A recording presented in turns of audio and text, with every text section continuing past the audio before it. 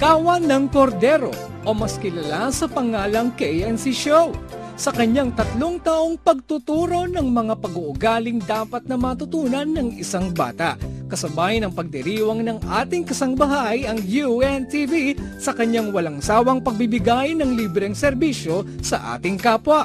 Kaya naman ang KNC Show ay patuloy rin sa pagbuklat at pagbabasa ng banal na kasulatan. At sa pamamagitan nito ay nahuhubog ang kanilang isipan ng tamang paraan ng pagkatakot sa Diyos. Gaya ng sinasabi sa Kawikaan 22:6. Turuan mo ang bata sa daan na dapat niyang lakaran at pagkatumanda siya ay hindi niya hihiwalayan. Dahil ito ang layunin ng KNC Show. Kaya naman, sa tulong ng Diyos, patuloy pa rin ang programang ito sa pagbibigay ng mga kaalamang hindi lang para sa mga kids, kundi para sa lahat. Kaya't patuloy niyo po kaming samahan sa bago nitong oras. Simula July 23, ang KNC Show ay mapapanood mula alas 5 hanggang alas 5:30 ng hapon. Siyempre, dito lang yan sa inyong kasangbahay sa UNTV!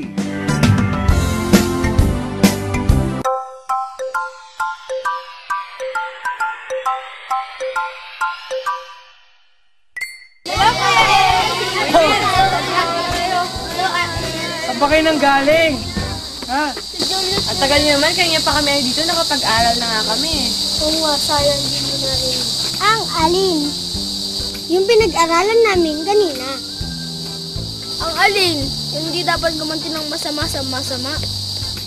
Sa halip ang gaganti ay kabutihan. Tapos, pag napapagalitan at napapalo ay di dapat magdamdam sa mga magulang. Dahil ang pagpalo ay pagmamalasakit. Yun po ba yung napag-usapan niyo kanina? Paano niyo nalaman? Kasi po nakikinig kami. Kanina po kami nandito. Nang papasok kami, narinig namin ang usapan niyo. Pinakinggan po namin kaya present din po kami. Ang galing niyo ha. Ano naman ang napulot niyo? Ang napulot ko po, masama po pala na masama rin ang iganti sa kasamaang nagawa ng kapwa natin. Sa halip, daigin natin ng kabutihan ang kasamaan sa pamamagitan ng paggawa ng mabuti. Ang dapat po nating maramdaman pag pinapalo o napapagalitan ay matuwa dahil larawan nito ng pagmamahal sa atin ng ating mga magulang. Dahil ito ay paraan ng pagdidisiplina sa atin. Wow! Ang galing niyo, kid! O tatandaan yan mga kids ha. Okay dyan.